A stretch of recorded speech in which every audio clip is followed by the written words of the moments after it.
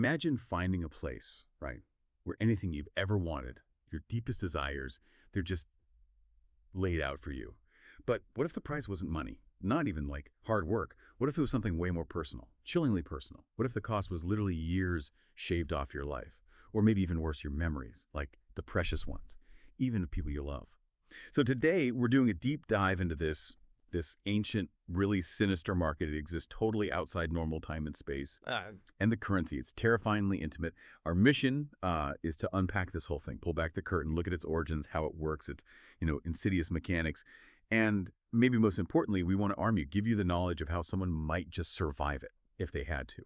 So yeah, prepare yourself. This is going to bring out some pretty startling stuff. Grim, but vital knowledge. It's absolutely captivating, isn't it? And frankly, really disturbing how it weaves together desire and just devastating consequences. This isn't a market like we think of markets, It's predatory, almost alive. It preys on these really fundamental human longings, but the toll is, well, it's existential, irreversible. It's a real study in the dark side of wanting things too badly. So, okay, this isn't just some campfire story then. It's got roots, real history tied to an ancient bargain. Sure. To really get this bizarre economy of souls, we need to go back, way back, centuries. We're talking the hills of Pauri, Garhwal, right? Around, 1600 AD? Beautiful place, but haunting too. Exactly. And at the heart of it is this figure, Kalimati, a Dayan, which is basically a witch. Very powerful, very enigmatic. The story goes she was exiled, kicked out by her village elders for practicing magic they thought was, well, too dark, forbidden. Picture her, cursed to just wander endlessly, a ghost, really, adrift, no place in our world. And it was during this exile, this sort of perpetual wandering, that she made this pact, a really chilling pact with the forest spirits. Her offer sounds almost simple, but it's monstrous when you think about it. She said, give me a place to trade, somewhere I can, exert my influence, and I'll pay. I'll pay in the one thing that never decays, human years. Human years, wow. Yeah. That's not just currency, is it? It feels like the fabric of life itself.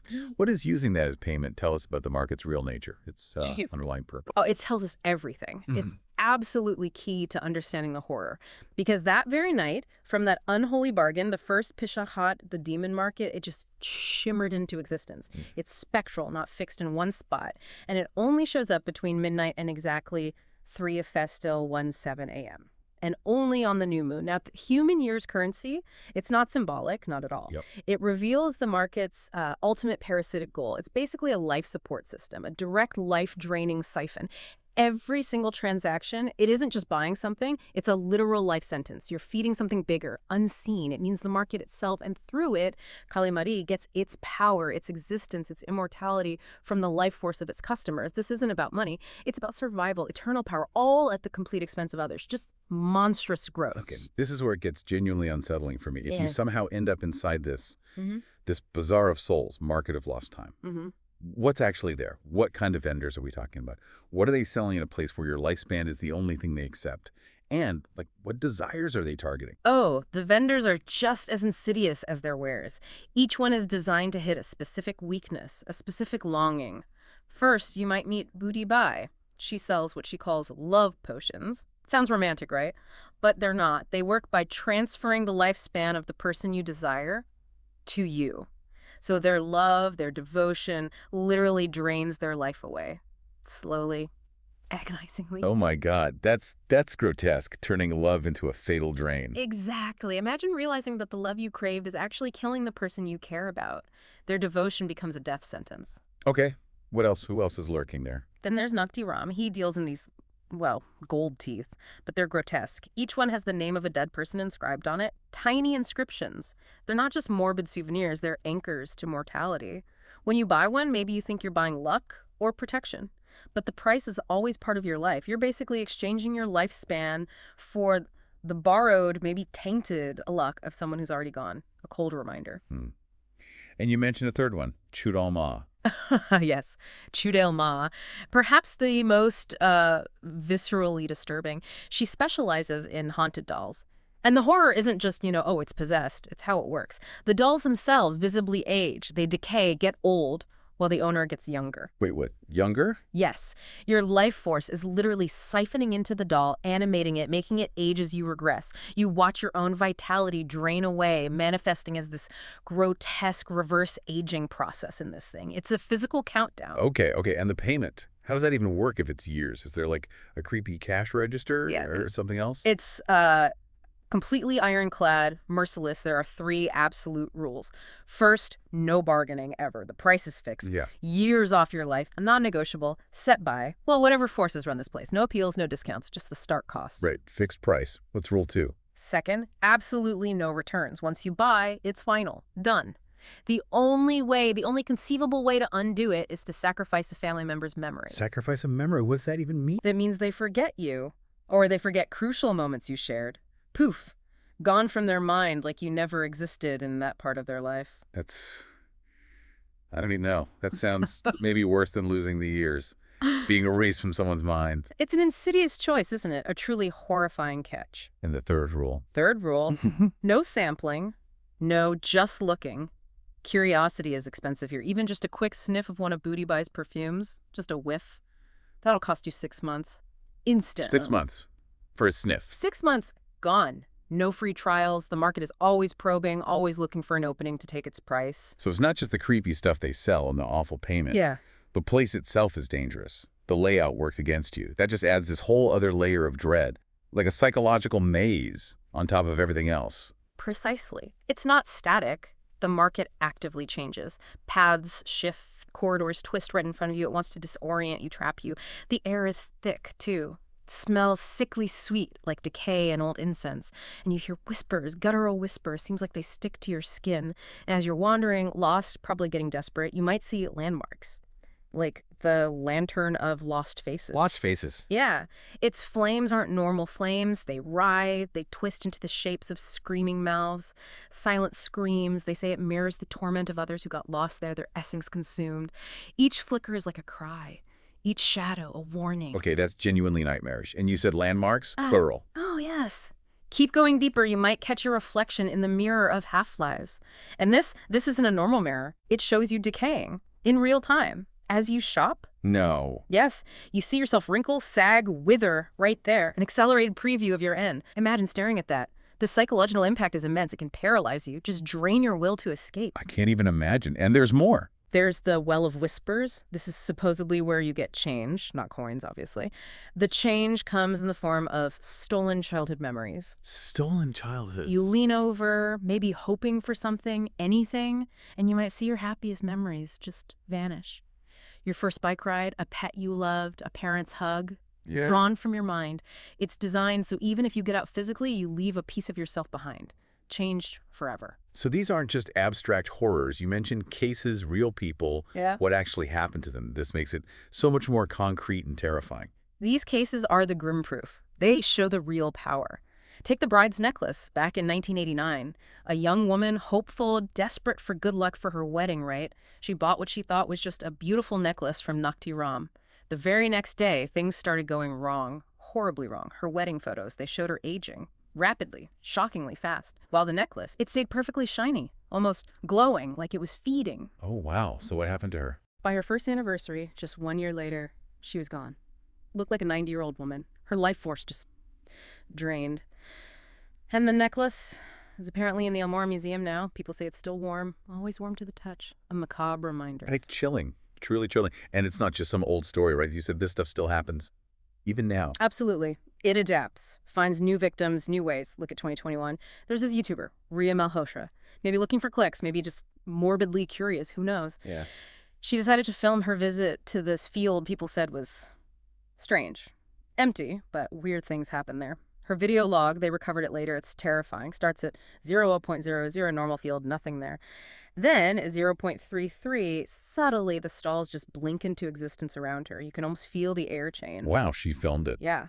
At 1.47, you see her buy a lucky bracelet. Looks harmless. She paid with 5 years of her life, didn't know it. Then, the worst part, 2.59. She glances at the mirror of half-lives, her reflection. It just starts rotting, live on camera, skin shriveling, eyes sinking. Grotesque. Oh my God. Her final video, uploaded just before she vanished, it ends abruptly, but you hear this voice, raspy, cold. It's Chulama whispering, "Come back when you're 70. We take bones too." We take bones, too. That's unbelievable. Caught on video. Just drives home the consequences, doesn't it? The evil. It does. You pay, you lose.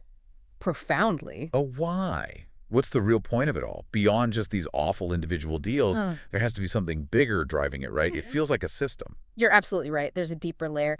The awful truth, it came from this stolen tantric scroll, parts of it deciphered. It basically says the market is Kalimati's life battery, plain and simple. Every year purchased, every memory stolen, every bit of lost childhood. It fuels her immortality. The trinkets, they're just anchors, conduits, designed to drain you slowly. Wow. So that's why you can't destroy the items. They regenerate because they're linked to her, to the draining mechanism. Exactly.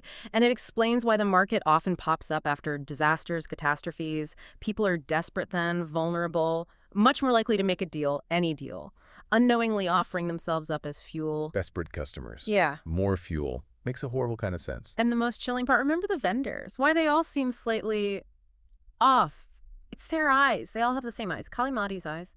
Black within black. Wait, all of them? Booty Bai, Nakti Ram, Chidel Ma? All of them. They were individuals. They're just extensions of her, serving her hunger, feeding her need for life force. She's growing stronger constantly, fueled by despair. It's not a market. It's a farm, a soul farm.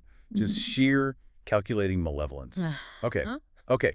So given all that, the inescapable question is, what do you do? If you, God forbid, stumble into this nightmare bazaar, is there any way out? Is there like a survival guide, some do's and don'ts? Well, yes, fortunately. Based on scraps of lore, stories from the few who supposedly got away, there are things you can try. Vital things. First, the DOs. If you realize where you are, feel that dread creeping in, spit on the ground. Spit, really. Yes. It's active disrespect. Yeah. Said to disrupt the magic, make the stalls flicker, maybe vanish for a second, gives you a chance. Yeah. Also, steal salt.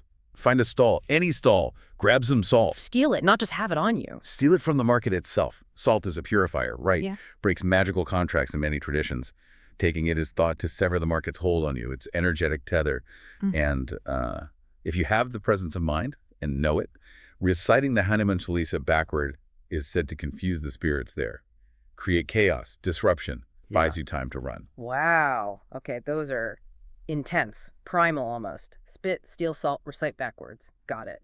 But what about the don'ts? What are the traps to absolutely avoid? The don'ts are maybe even more crucial because they can seem harmless. First, never ever accept free samples. Doesn't matter what it is, how tempting. Is it cost you anyway? Worse, your teeth are often the down payment. You could lose a tooth, or several, instantly, excruciatingly, just for being curious.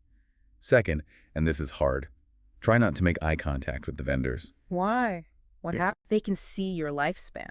Literally see how many years you have left reflected in your eyes. It tells them how much they can take, marks you as a target. Okay, avoid eye contact. What else? Finally, never, ever touch the water in the Well of Whispers. We said it gives change in stolen memories, but it also shows you how you'll die. A clear, inescapable vision. It can shatter your will to live, paralyze you with dread, even if you manage to get away physically. Okay, wow. These are vital, not suggestions, like you said. Life or worse. Exactly. So even as we're understanding this, its history, its rules, you're saying it's still changing, evolving. That seems even scarier. It's not just ancient history. That's perhaps the most unnerving part. It's adapting. Recent reports are disturbing. In 2023, there were whispers of a new stall selling Wi-Fi passwords to heaven. Passwords to heaven. What was the cost? Your vocabulary. You paid with words. Imagine slowly losing the ability to speak, to think clearly, word by word, all for some illusion. That's horrifying, losing words. Then in 2024, things got physically grotesque. Buyers started aging unevenly, like their left side would be decades older than their right, a visible manifestation of the drain. Oh, that's visually awful. And just last week, something really chilling from a small village, a child's lost baby tooth. It showed up in the market, mounted as a ring. A child's tooth, mounted as a ring. What does that even imply? It implies a reach, doesn't it? More personal, more insidious, touching even the innocence of, well, of lost teeth. It's getting closer, maybe. More woven into our reality. Which brings us to the final warning. For you, for anyone listening. If you ever wake up and there's a strange trinket you don't recognize, maybe on your bedside table, in your pocket, and there's a gap in your memory, you feel drained, inexplicably tired, like something vital is just missing. Find salt, fast. Kalimati always collects her debts. Always. And the cost is always profoundly you. Wow. We've gone deep today, haven't we? From the origins, the Peshahat, its chilling rules, the awful deals, we've seen the real devastation through those cases, and even got a grim little survival guide. It's just such a stark reminder, isn't it? About wanting things too much, maybe? And the danger of bargains with, well, with the dark. It really does show how thin that veil is between our world and something else. It forces you to think about what prices are just too high. Some desires, maybe they're better left alone, locked away, safe from things like Kalimati. Maybe the deepest dive isn't just into what you know, but into what you don't, the things you aren't aware of. And maybe thinking about what it might cost you. What it might cost you to find out. Think about that. What forgotten desire might you have Yeah. that something out there is waiting to put a price tag on? A terrifying price.